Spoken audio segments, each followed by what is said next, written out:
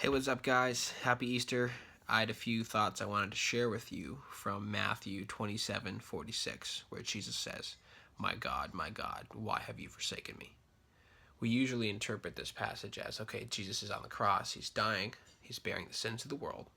God can't tolerate or look on sin, so he turns his face away and abandons Jesus.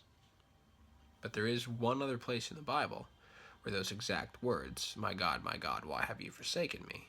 are used, and that's in the prophetic psalm, Psalm 22, where it starts by saying, my God, why have you forsaken me?" and then goes on to describe in stunning detail what Jesus went through on the cross, then ends with the hope of what Jesus will bring as a result.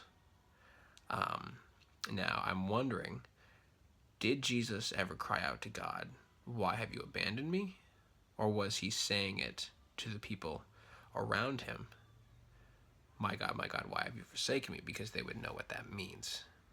In those days, a rabbi would begin a psalm, and the Jews, who had grown up with these songs since birth, would continue the song. They'd say the first few lines, and then their followers would keep singing it. Now, not everyone there would have understood. The Romans or the worthless men, they say, surrounded him and mocked him. Maybe not, but his disciples, they would have understood that psalm, and the religious leaders definitely would have. So I'm wondering, was he quoting a psalm, giving hope to his followers, and also testifying to the religious leaders that I am the Messiah, and this is not the end? Read Psalm 22. It's great.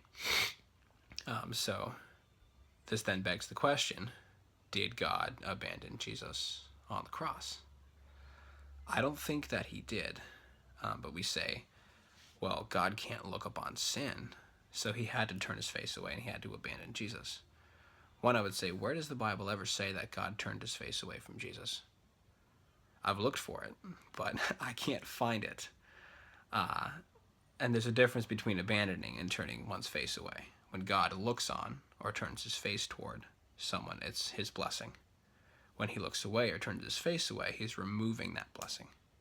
But it's not necessarily abandoning. It's Habakkuk 1:13, where he says, your eyes are too pure to look on sin. That I think some people misinterpret, and they say, well, God can't look on sin because he's too pure. But in that passage, Habakkuk goes on to say, and your eyes are too pure to look on sin, and yet you allow the wicked to prosper. He's saying, you're too pure to look on to bless sin, yet why do I see these wicked men prospering? He's not teaching a doctrine about God, that God's too pure to see sin.